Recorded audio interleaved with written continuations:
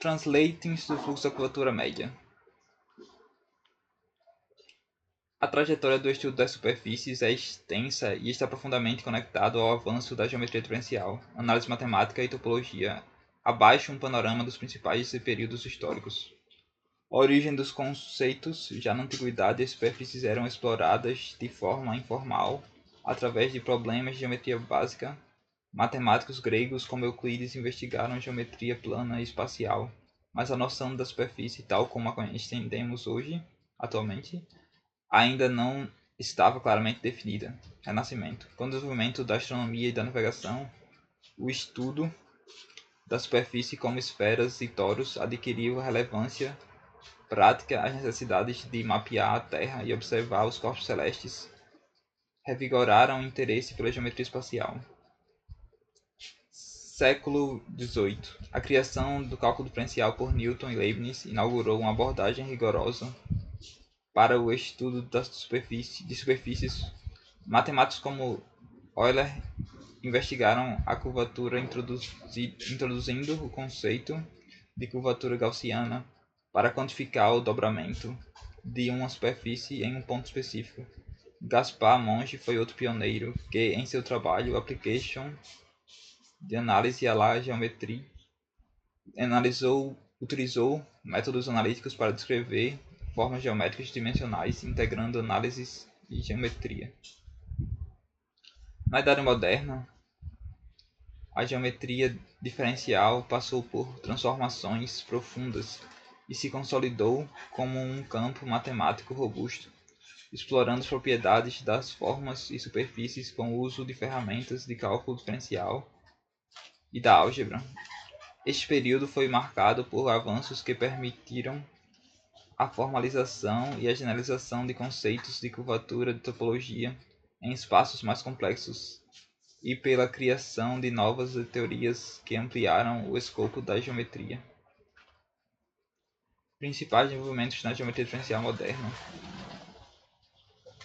Geometria na superfície de curvatura gaussiana, século XIX.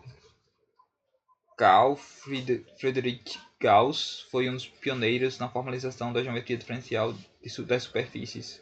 Ele desenvolveu o conceito da curvatura gaussiana, uma medida da curvatura intrínseca de uma superfície que não depende de como a superfície é posicionada no espaço tridimensional, mas apenas de sua estrutura interna.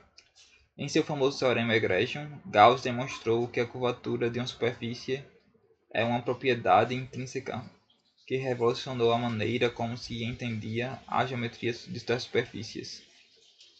A Revolução Riemanniana, século XIX. Bernhard Riemann expandiu os fundamentos da geometria diferencial ao introduzir a ideia de uma variedade, um espaço matemático generalizado onde conceitos de curvatura e distância poderiam ser definidos de maneira intrínseca.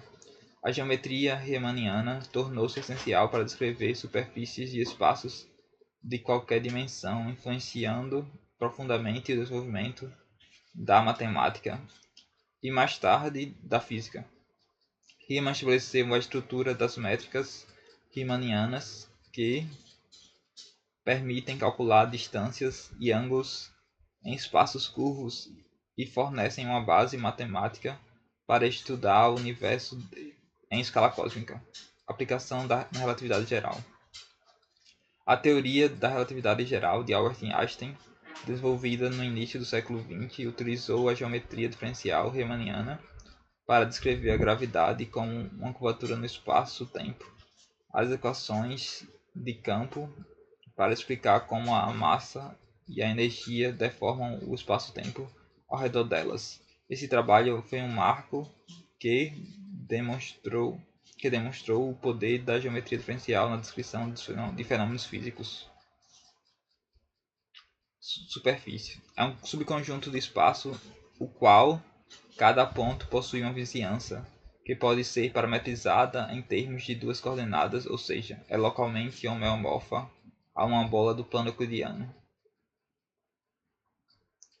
Localmente existe um campo de vetores não nulo ortogonal à superfície conhecida como campo normal, que também é chamado de aplicação de Gauss em alguns contextos.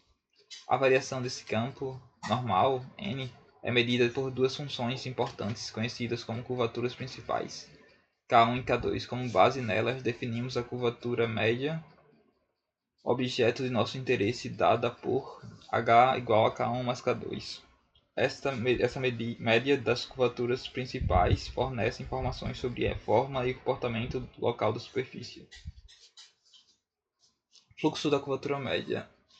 O FCM é um processo geométrico que suaviza superfícies em R3, movendo cada ponto da superfície na direção normal com uma velocidade proporcional à sua curvatura média. Em outras palavras, o FCM é um tipo de fluxo evolutivo que descreve como uma superfície muda ao longo do tempo.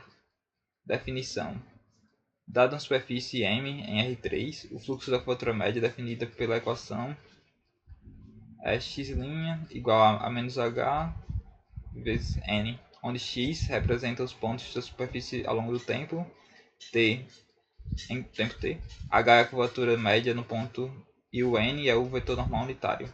Esse fluxo é chamado média porque move cada ponto na direção normal da superfície em um valor que é a curvatura média no ponto.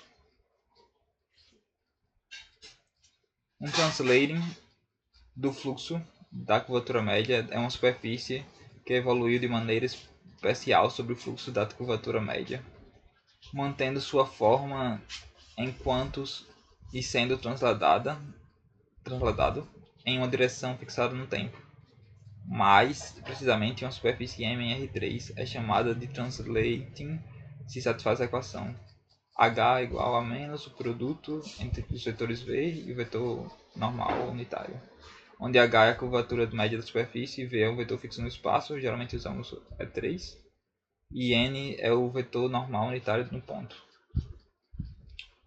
Plano. O plano é um caso trivial de translating, pois ele possui curvatura H igual a zero e tecnicamente satisfaz a equação da curvatura média em sentido estacionário. Cilindro. Um cilindro de raio unitário é também um translating. Ele é invariante de movimento na direção do eixo do cilindro. Aqui é a imagem de alguns translatings e é isso.